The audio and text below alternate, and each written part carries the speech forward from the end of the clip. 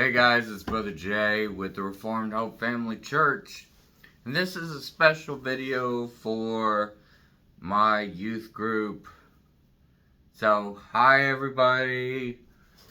I am glad that you could be here, and I'm excited that we can continue studying the book of 1 Samuel. Now, in our last meeting together, in our last Wednesday night, we learned about the birth of Samuel. We learned about Samuel being called and trained as one of the priests of God.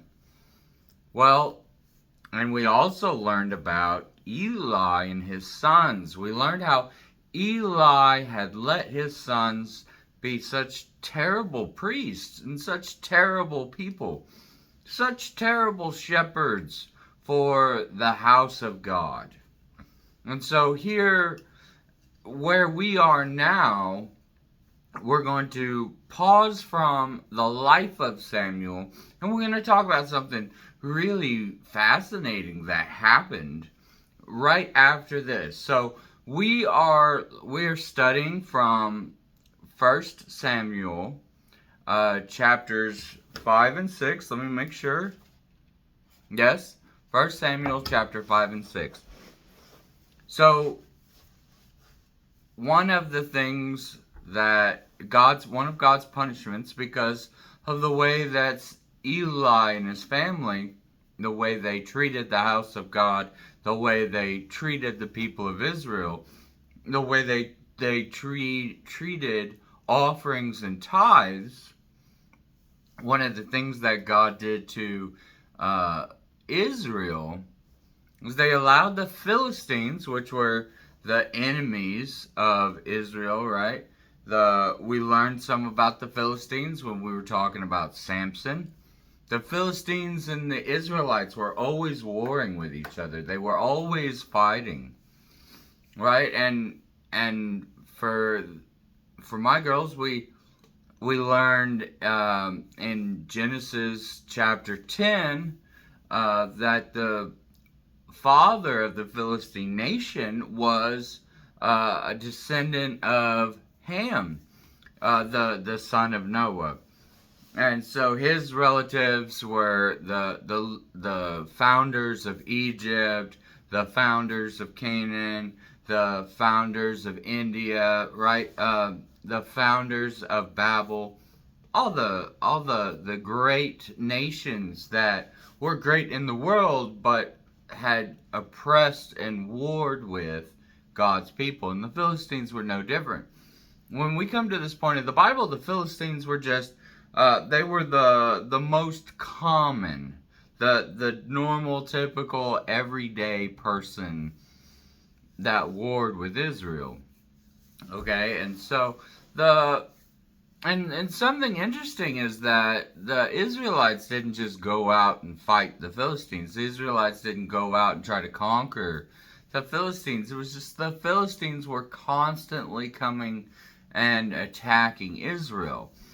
And every time that the Philistines won against Israel, the scriptures teach us it's a judgment of God against the people because of the way the people acted. Okay, so that's a little history here, and that brings us to where we are now in 1 Samuel. So God's judgment against the people of Israel and against Eli and his family because of the way they were acting. God sent the Philistines, and they beat the Israelites, and they did something else. They took the Ark of the Covenant. They took the most holy thing that the Israelites had. In the Ark of the Covenant, which we see from the first 5 books of the Bible, right? We see from the Torah and Moses' interaction with God and the time that the people of Israel spent in the wilderness. We see inside the Ark of the Covenant is a jar of manna that doesn't age. We see the 10 Commandments written by God's own finger. We see the whole history of the people of Israel, the Word of God. In the Old Testament, they called it the testimony. That was kept in the Ark of the Covenant. We see the rod of Aaron that Aaron used to lead the people when Aaron was the high priest. Aaron was the first high priest. We see his rod in his staff in the Ark of the Covenant, right? And on top of the Ark of the Covenant, on the lid, if you will, what was called the mercy seat, okay?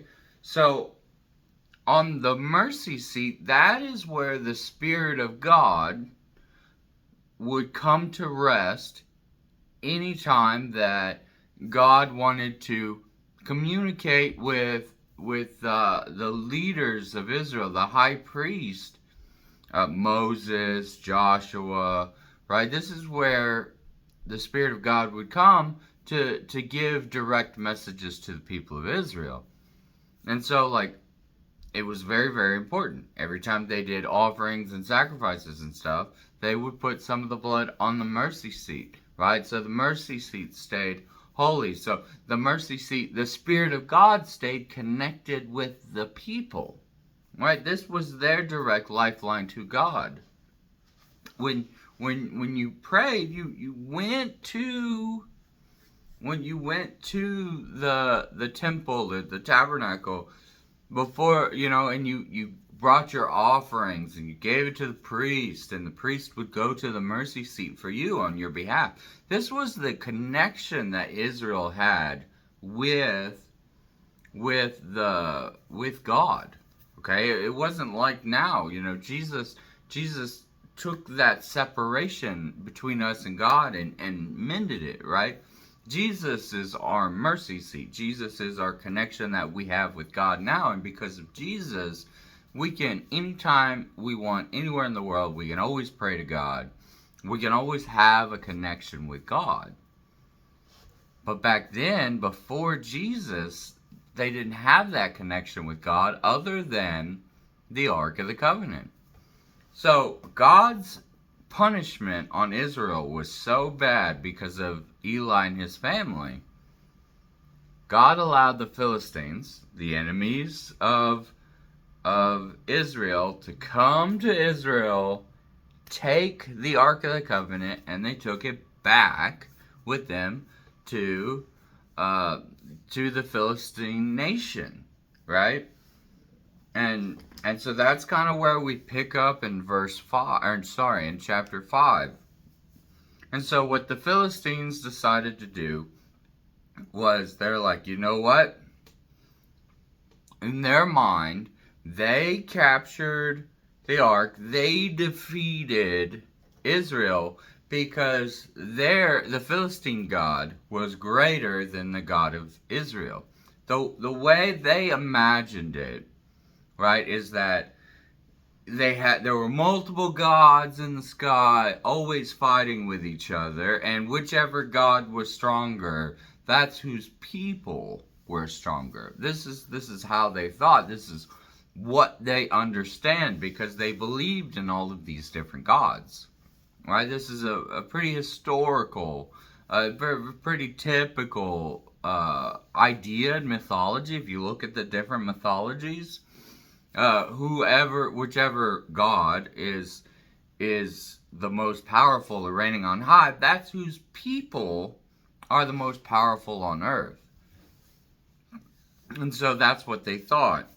So they're thinking at this time as well, our God defeated the God of Israel, so this is what we're going to do. We're going to take the Ark of the Covenant, which represents the God of Israel. Again, in their mind, they didn't understand how God worked. They didn't understand much about how God worked. And so they took the Ark of the Covenant and they took it to their temple in the land of the Philistines, right? They took it to their temple, And so it was in one of their key cities. Let me look it up real quick. The name of the city was Ashdod. That was the name of the great Philistine city, right? And it had one of the Philistine lords. And there were 5 great Philistine cities. And Ashdod was where they brought the ark, because that's where their temple was, right? And inside the temple was the statue of their God, right? So they brought the ark into their temple and sat it before their God, their statue of their God. And so for them, it was like they were making an offering to their God. And so they did that. They had this huge ceremony. They went off to party, right? They're like, yes, we're going to have a feast. And so they left the temple, went and had a feast. They came back the next day. They're like, all right, let's see what our powerful, mighty God has done with this box from Israel. And when they came in to the temple, their statue of their God had fallen over in front of the ark. And it looked like, because the statue was face down, so it looked like the statue of their God was bowing to the Ark of the Covenant. And they're like, oh, that's weird. I bet there was an earthquake. You know what? I bet that's what happened. I bet there was there was a earthquake. Maybe the temple was on a fault line or something. The wind blew just right through the window or something. You know, the statue just fell down. So that happens. Earthquakes happen. Statues fall all the time. No big deal. Right? So they came in. They stood the statue up. They're like, all right, cool. Let's go party some more. They go off. They have their day. Whatever. They come back the next day. Guess what they found when they came into their temple? This time, not only did they find their statue fallen over like it was bowing before the Ark of the Covenant, the head of the statue and the hands of the statue had been removed. And you think, you know, okay, statue falls over, you know, hands and the head of the statue, you know, they're often, you know, it's in front. You look at other statues, you know, you got your arms out here for the statues or this, that, and the other. It's a normal thing. Statues do fall over, and they fall over on the hands of the statue, and the hands crumble from the pressure, and they go flying across in different directions. Or statues have fallen over, and, you know, statue of a person, you know, you got the head. Sometimes it hits first, and it gets shattered and goes flying off in a different direction. But that's not what they found. Right? That's not what chapter 5 teaches us. When the statue was over, laying down like it was bowing before the Ark of the Covenant, and the head and the hands were removed from the statue, they didn't go shatter all the way across the room in different directions. No, at the entryway to the temple, the doorway, it's called the threshold, right? Into the entrance to any room where the door is, the doorway, that's called the threshold, right? And so what they found was at the threshold to the temple, at the doorway, the head and the hands of their God, their statue, was in a pile on the doorway, right at the threshold. And so they're like, oh, this is not good. They tried explaining it away, right? They tried like, well, no, I don't have a reason for this one. Oh, my camera. I went all. Why am I out of focus? Okay, there we are. Ah, I'm back. Sorry. I got excited in my teaching. I don't know, maybe I'm waving my arms around too much. Um, so they tried figuring out, okay, there's a head, there's hands, that's our holy God. And over there, it sure looks like our God is worshiping the Ark of the Covenant. They couldn't figure out what to do about that. They couldn't figure out how to explain this away. So this is what they did instead. They're like, you know what? Our God must have wanted to show us something about doorways. That was their actual answer, right? Not that our God is fake and the God of Israel is real. What they took away from what happened was that, okay, our God must have put his head and his hands on the doorway to show us that doorways are special. So, because of this, there was a thing in Philistine that you weren't allowed to walk on doorways to any room. You had to step over the doorway, over the threshold. You weren't allowed to stand where doors were supposed to be, because that was a holy place, because that's what our God showed us. Thresholds must be holy places. That's what it is. How ridiculous is that? How ridiculous. Okay?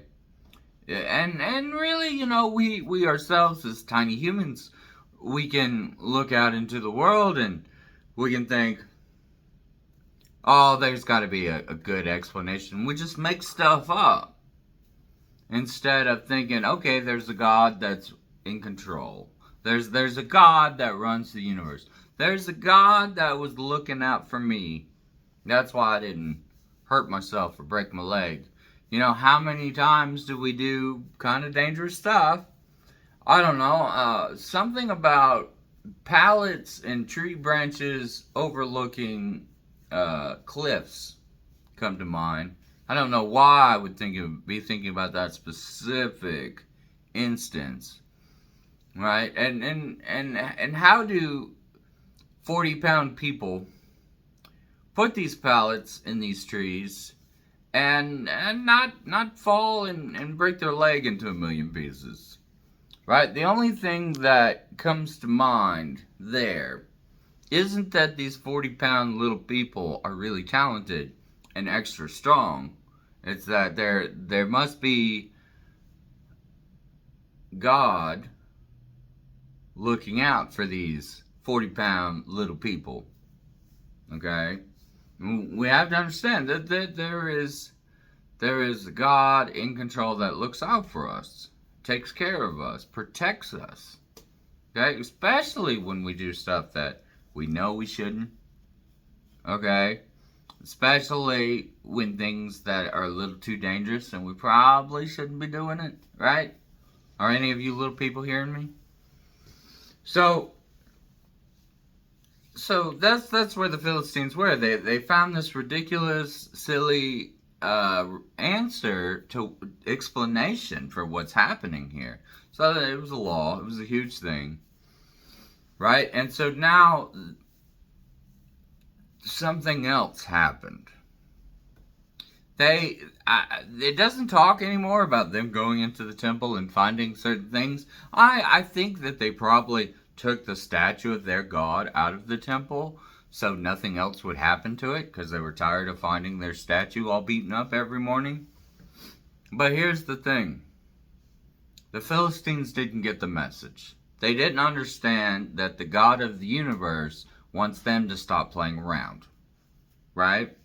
And that's what's happening. The God of the universe gave them a warning. It was like, listen, you better knock it off. And it was like their version of timeout, right? Well, the timeout didn't work, right? They got grounded. It didn't work, right? So now they're about to get a whooping, right? So this is how God whooped the Philistines. God sent tumors, boils, and growths to form on everybody in Ashdod. Right? And then God sent wild animals to destroy the place. He sent plagues and pestilence and just absolute total destruction rained on Ashdod, and all the people got sick, right? Every single person in the city got sick. And finally, they're like, you know what? We must have really bad luck. How strange is it that that every single person in this town got sick? That's odd.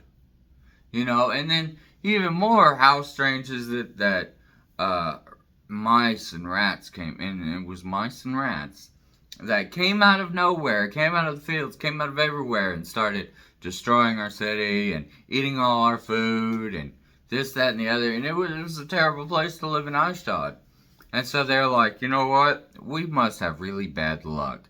But just in case, they had the Ark of the Covenant sent to the next big city of the Philistines, where they had a completely different ruler, a different lord. Still one of the Philistine lords, right? Remember, there are 5 major Philistine lords, and each of them had a big city that they were in charge of. They were like different governors, right? And so they sent the Ark of the Covenant to the next city, the next governor, and they told him, they're like, yep, we've had such great fortune. We've been so lucky. We're so awesome and powerful. We wanted to share this great luck and this great fortune with you, so we're sending you the Ark. Guess what happened? In the next city, every single person got sick. Right? Every single person developed lumps and growths all over their body. Right? They were deformed. They looked funky. Right? And rats came out of the fields and started eating their food and destroying their house. And, you know, it's kind of hard to sleep when you got 30, 40 rats just crawling over your house and all over your bed all night. Right? So these guys weren't doing any better. They were also having a very bad day. And they're like, what have you done? Why? What's going on? Oh, and so here it is. God's giving them a whooping, all right, because of the way they've been acting, the way they disrespected the Ark of the Covenant, the way they disrespected God, the way they disrespected the people of God. You know what the people in the second town did? Did they say, oh no, there is but one God Most High, and we're sorry, we'll behave now, and we're gonna start worshiping God and give up all these false gods? No, that's not what happened. They called the third governor and was like, hey, we've had such great luck, we've had such a great time, we think you should share. We're gonna share the Ark of the Covenant with you. We're gonna send it your way, so your people can be excited to have the Ark too. And guess what happened? They had all these growths and all got sick and all looked deformed and had rats and stuff come out from the fields and eat and destroy everything. Right? So they sent it to the 4th city. Same thing happened there. They sent it to the 5th city. Right? So essentially, they passed the Ark of the Covenant around all of the Philistines, and every single Philistine got sick, and every single city was destroyed, and then not like crumbled down, but they had no food, they had no peace, they had no safe drinking water. Like, it was a terrible, terrible place, right? God ravished the Philistines. He gave them a right old whooping, okay? Because they were not paying attention. They were dishonoring God and not paying attention to all of the big obvious signs, right? So, the 5 lords of the Philistines got together and they're like, we don't know what to do, right? And this is us getting into chapter 6 of 1 Samuel. They're like, we don't know what to do. Some of the lords were like, well, maybe maybe there's something to this God of Israel. Maybe this God of Israel might be the God Most High. And the other lords of the Philistines were like, nope, that ain't it. That's not it. That couldn't be right. We've just had really, really bad luck. And so they couldn't decide what to do. And so one of them decided, you know what, this is what we're going to do. This is what we're going to do. We're going to send the ark back to Israel, but we're not going to take it there. We're going to get a cart, like a chariot, right? Like a little wagon. Put the ark on the wagon. Okay? Then what we're going to do is we're going to take 2 mama cows. Right? This sounds weird, but listen, this is important. They're going to take 2 cows. Both of them are brand new moms that just had little baby cows, right? And so what is it with all moms, right? Especially when they got little babies, they want to be with their babies, they want to take care of their babies. They definitely don't want to leave and walk to another country. Okay? So this is how the Philistines tested God. They took 2 cows that had never pulled a wagon before. They were like milking cows or whatever. They laid around all day near the barn, eating grass, giving milk, and taking care of their baby cows. Right? They had never pulled a wagon before.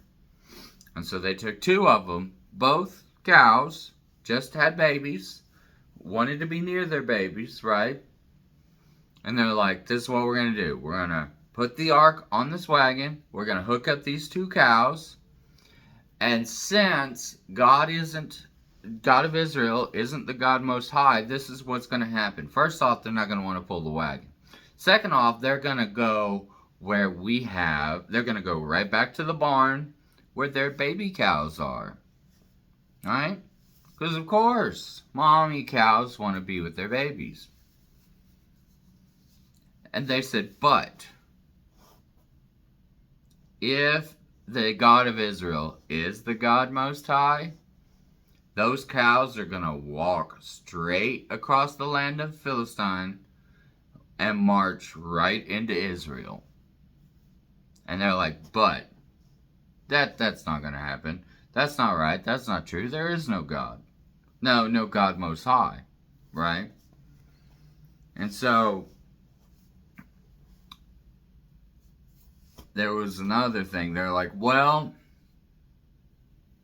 if there is a God, we want him to stop punishing us. So not only are we going to send back the ark, all 5 lords of the Philistines, each one of them, put an offering of gold onto the wagon. And they're like, you know what? If God of Israel isn't a real God, then when the wagon comes back and the cows go to their babies, we'll just take the gold off. But if God is real, then when the God leads the cows to Israel, they can take the gold off of the cart and God will stop punishing us. And I love this. They were super specific of what they wanted from God. They had each one of them put a golden statue of a rat, because apparently the rats were the biggest pestilence, the biggest problem that was coming into their cities and destroying their food. And they had a golden statue of a tumor, the sickness that they had on their body. Right? So weird. I don't know how you make a statue of a tumor. It's like making a statue of a pimple. It sounds super weird to me, right? I wouldn't even know how to do this, right? I mean, I would just put a lump of gold. Hey, that's close enough. So each one of them, so there were 5 statues of tumors and 5 statues of rats, and it was solid gold. Okay, again, strange, whatever. But this is what they did. And so the lords of the Philistines, they hitched up the cows, they had it all done, and they set the cows off. And they watched.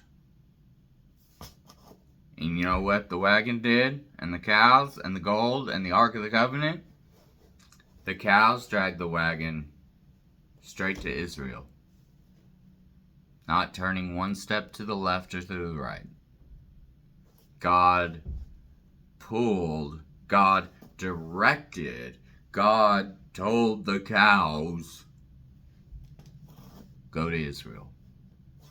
And here's the thing, you actually read in chapter 6, is that the cows were crying. The cows were sad. The cows wanted to be with their babies. Right? The cows wanted to go back home. It was their natural instincts. They're animals. But God directed them to Israel. And the Philistines, they followed the five lords, right? You've got the five most powerful people in all of Philistine. And they are walking behind a wagon. And the whole way, they're like, yeah, they're going to turn now. Nope, they're still walking. Oh, they're gonna stop over here and turn back around. Nope, they're still walking. Not one step to the right or left. They kept walking. You know, when they got to Israel, they kept walking. They went to a very specific place where there were faithful men and women that worshiped God.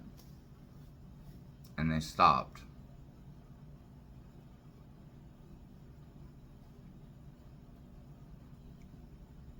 God was very much in control of this situation. God was very much in charge here. And God punished the Philistines in a very obvious, notable way. And they just would not listen. They would not pay attention. They continue to make up their own excuses in their own minds and all this, that, and the other.